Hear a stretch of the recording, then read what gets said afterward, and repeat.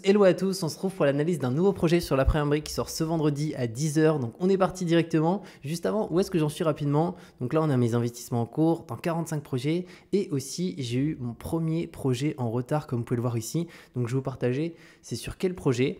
Et au-delà de ça, je vais vous montrer comment trouver la partie retard sur un projet parce que ce n'est pas forcément indiqué sur cette page.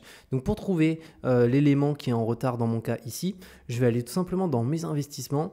Après, vous attendez un petit peu. Là, vous cliquez sur tous les projets, vous descendez tout en bas et vous avez en retard.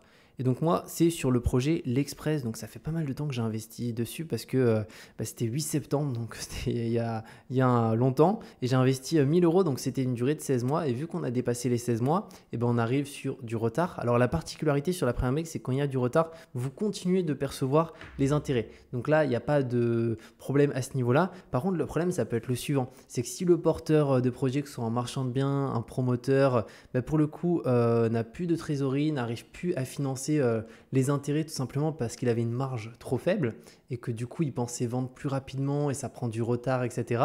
Et dans ce cas-là, s'il ne peut plus payer, en fait, ça va être les garanties qui vont être prises en considération. Donc ça peut être hypothèque de premier rang, fiducie, garantie à première demande, caution personnelle, nantissement d'un compte, etc.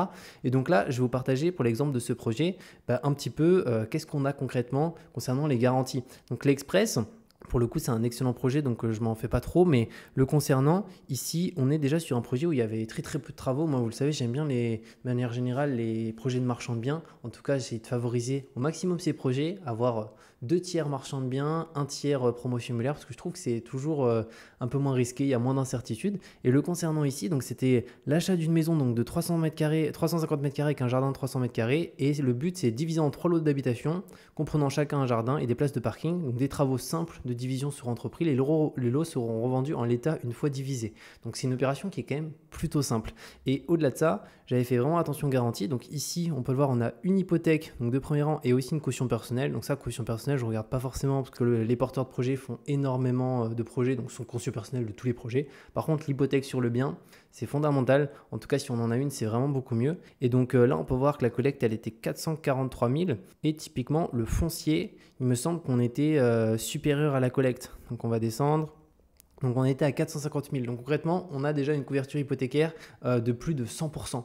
Donc là, pour moi, même s'il y a du retard en soi, c'est pas très grave. Si jamais il faut même faire appel aux garanties dans le futur parce que le porteur n'arrive pas à s'en sortir ou peu importe, on récupère quand même le foncier qui a une valeur de 450 000 à ce niveau-là. Donc voilà pour voir comment savoir si on a un retard ou pas. Donc moi, je vais retourner juste ici.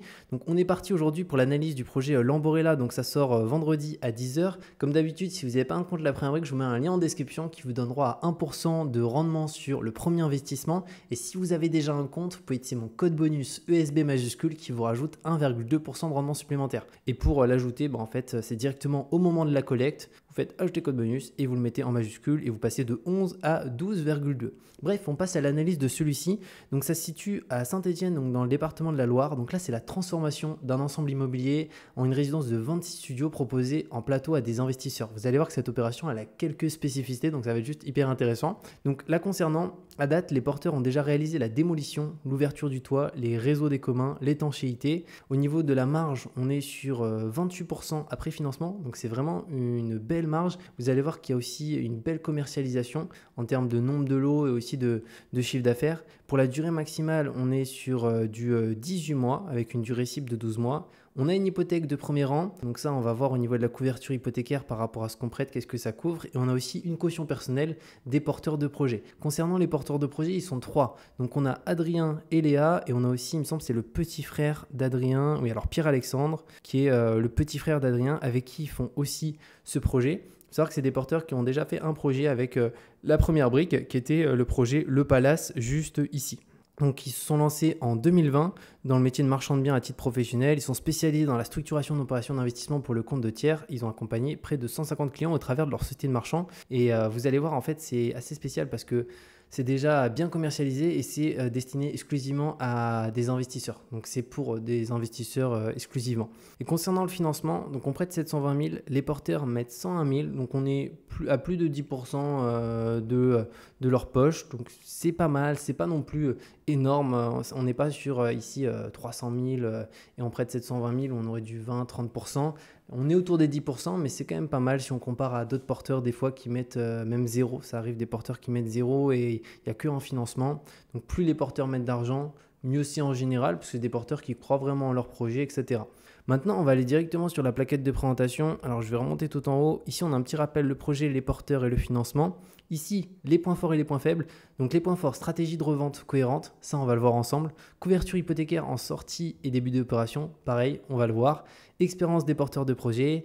37% du chiffre d'affaires déjà réalisé et 50% du chiffre d'affaires restant commercialisé sous compromis. Alors, on verra que chaque compromis a une condition suspensive au niveau de l'obtention de prêt. Et au niveau des points faibles, donc prix de sortie élevé, solution, donc stratégie de revente confirmée par la vente déjà réalisée et les avant-contrats signés. Ensuite, charge travaux importante, travaux bien avancés. Donc ça, on va le voir ensemble. Juste ici, on a le plan du département. Donc c'est à Saint-Étienne. On peut voir juste à côté, on a un centre commercial. Là, on a un Internal Store, des restaurants. Là, ça a l'air d'être un réseau de bus ou de trams juste ici avec aussi des écoles à proximité. Ensuite, si on descend, on a un plan du département. Là, on a l'adresse. Donc, ça ressemble. En fait, c'est le lot qui est juste ici. Alors, on ne voit pas forcément. Alors, juste, je vérifie si je ne me trompe pas.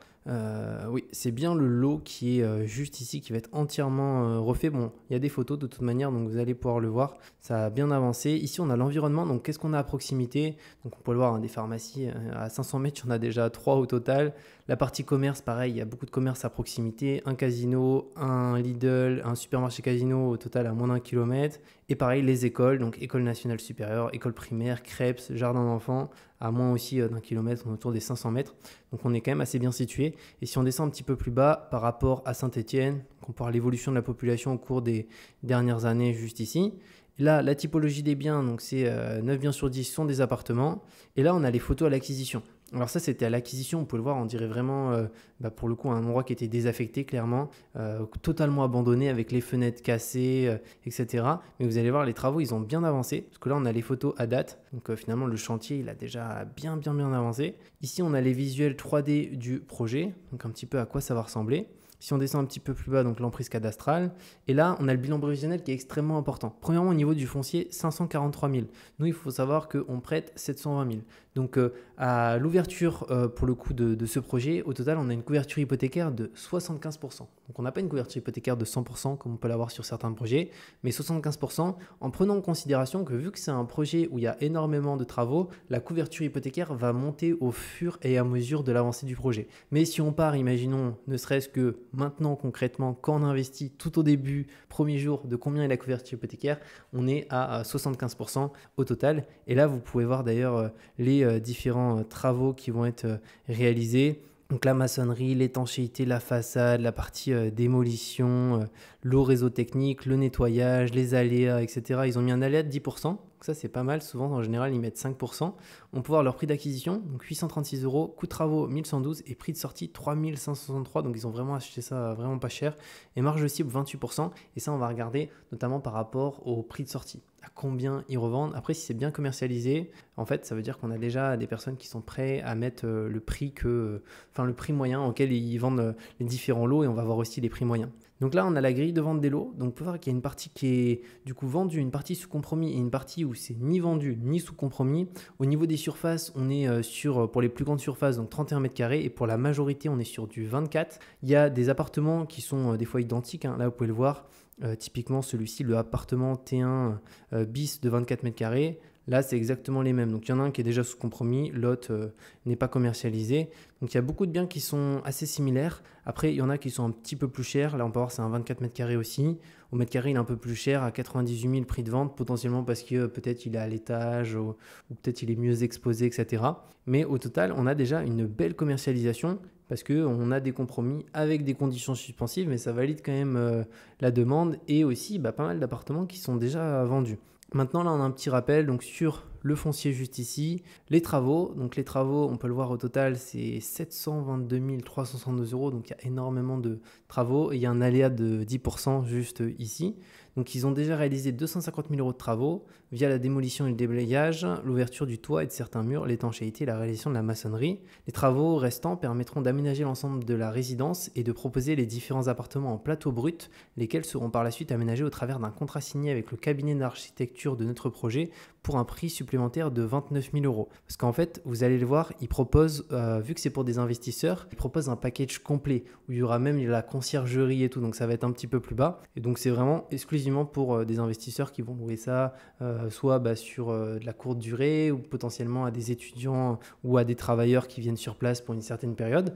Donc au niveau de l'étude de l'urbanisme, on l'a juste ici. Donc ils ont déposé un permis de construire le 15 mai 2022, ça a été obtenu le 15 septembre et purgé aussi le 15 décembre. Et la commercialisation juste ici, donc sur les 20 silos, 10 déjà vendus, ce qui est pas mal, hein. Et ça permet de dégager donc chiffre d'affaires 851 000 et 8 lots sous compromis, donc 31% du chiffre d'affaires total et 50% du chiffre d'affaires restant à réaliser. Donc 18 appartements qui sont actuellement vendus ou sous compromis, soit 70% du chiffre d'affaires. Et l'ensemble des compromis prévoit des conditions suspensives. Donc pour certains, ça risque de passer. Pour d'autres aussi, ça risque de ne pas passer. Ils risquent de ne pas obtenir leur financement. On va dire que c'est peut-être 50-50. Donc ça, il faut le prendre en considération. Mais en tout cas, ce qui est bien, c'est que de base, si on ne voit pas ici de commercialisation, c'est très compliqué d'avoir une idée concrètement est-ce qu'ils vont réussir à vendre ou pas. On n'a pas encore vu les prix de sortie, donc ça va être juste ici. On peut voir qu'en termes de prix de sortie, ils sont à 3 563 € le mètre carré. Donc ils sont vraiment au-dessus et bien au-dessus des prix hauts du marché. Et par contre, c'est encore une fois adressé à un public assez spécial. Vous allez voir, donc les prix visés sont dans la fourchette haute des prix pratiqués sur Saint-Etienne, du fait que nos porteurs de projets proposent un investissement clé en main à destination d'une clientèle composée d'investisseurs. Cette offre de plateau s'inscrit en effet dans le cadre d'un package complet, donc prise en charge des frais de notaire, qui correspondent souvent à 8%. Donc sur 100 000 €, concrètement, souvent il faut mettre 8 000 € à peu près de frais de notaire. Vente du plateau, package travaux de 29 000 € réalisés pour l'aménagement, conciergerie et gestion locative du studio. Donc l'ensemble des acquéreurs sont des investisseurs faisant partie du réseau de nos porteurs de projets pour lequel ils structurent et gèrent des opérations d'investissement immobilier. L'intérêt des investisseurs s'explique par une rentabilité brute de 7-8% via la location à destination des étudiants des écoles renommées situées à proximité, donc EM Lyon, École des Mines, ou à des fins de location courte durée. Étant donné les reventes déjà effectuées et le fort taux de commercialisation via compromis, cette stratégie de revente est d'ores et déjà confirmée. Maintenant, on a l'étude de marché juste ici. Donc ça, c'est l'évolution des prix, mais des annonces directement. Donc ce n'est pas les prix en soi au mètre carré, on va dire, du marché. Hein. C'est vraiment les prix des annonces immobilières. Une nouvelle fois, l'étude du marché avec les transactions, les annonces comparables. Ici, on a un petit rappel sur les porteurs. Donc Adrien, Léa et Pierre-Alexandre juste ici. Donc dans le cadre de cette opération, ils sont également accompagnés de Pierre-Alexandre, petit frère d'Adrien, âgé de 27 ans, s'occupe de l'accompagnement des clients dans l'aménagement des plateaux et la gestion comptable du projet. Et Montblanc Immobilier, donc c'est la société par action simplifiée, donc présidée par Adrien. Elle est codétenue par les holdings respectifs de Pierre-Alexandre et du duo constitué d'Adrien et Léa. Cette société a été créée afin de porter l'opération Lamborella, donc cette opération-là. Donc ce qui fait que on n'a pas de données, elle est toute nouvelle cette société, donc il n'y a pas de capitaux propres, il n'y a pas de dette ni rien. Et précédemment, donc, ils ont accompagné Adrien et Léa, la première brique, pour le financement de l'opération Le Palace à hauteur de 186 000 € actuellement en cours de travaux. Donc là, on a l'historique des opérations, donc projet similaire à Lamborella, donc achat d'un restaurant et 7 appartements en vue d'une transformation en résidence haut de gamme avec salle de séminaire pour la destiner à une revente vers la clientèle d'investisseurs du réseau des duos Adrien et Léa. On peut voir, là, il y avait une très très grosse marge, 59%, c'est énorme. Là, on a les garanties du projet, donc caution personnelle des porteurs. Moi, ça, je ne regarde pas trop. Par contre, hypothèque de premier rang inscrite, donc ça, je regarde. Et ici, on a une couverture hypothécaire au départ du projet de 75%. Ce qui est en soi pas mal parce que, comme il indique ici, au fur et à mesure de l'avancée du projet, on va avoir la couverture hypothécaire qui va se valoriser, qui va augmenter. Donc les prochains travaux sur la propriété contribueront à renforcer la valeur du bien. Si on descend un petit peu plus bas, là, on a un petit rappel sur l'hypothèque de premier rang, qui est de base est de 75%. Et après, au niveau de la structuration, donc on peut voir qu'il y a 543 000 € qui est déjà remboursé. Nous, on prête 720, les porteurs 101 000 juste ici. Donc durée financement, donc 6 à 18 mois en maximal et durée cible 12 mois. Et pour rappel, de côté des garanties, ce projet a sorti d'une hypothèque de premier rang et d'une caution personnelle chacun des porteurs. Et là, on a un petit peu le calendrier. Donc juste ici, mars 2023, acquisition. Actuellement, on est là. Levée de fonds, janvier 2024. Et revente prévisionnelle, janvier 2025. Et remboursement maximal du projet en juillet 2025. Donc voilà par rapport à ce projet. N'hésitez pas à me partager ce que vous en pensez. Moi, ce que j'aime bien, en fait, ce qui me rassure vachement, c'est que le prix de sortie est élevé. Donc c'est ce qui m'aurait vraiment freiné. Par contre, ce que j'aime bien, c'est que du coup, il y a une belle pré-commercialisation commercialisation. Donc ça valide d'un côté qu'il y ait des acheteurs à ces prix-là. Donc ça, c'est quand même un bon point. Aussi, il y a une hypothèque de premier rang, c'est quand même 75% au départ du projet. Donc c'est quand même pas rien. Et le fait qu'il y ait cet élément-là, je trouve que c'est un élément vraiment favorable pour ce projet. Et après, du récip, je crois qu'on était à 12 mois, c'est ça? On est à 12 mois. Et voilà, par rapport à celui-ci, n'hésitez pas de toute manière, comme d'habitude, à me dire ce que vous en pensez dans les commentaires. Comme d'habitude aussi, si vous souhaitez investir sur la première brique, je vous mets un lien en description qui vous donnera 1% de rendement supplémentaire sur votre premier investissement. Et si vous avez déjà un compte la première brique, dès que vous souhaitez investir, vous pouvez utiliser mon code bonus ESB majuscule qui vous rajoute 1,2% de rendement supplémentaire. Et on se retrouve de toute manière très bientôt pour de nouvelles vidéos.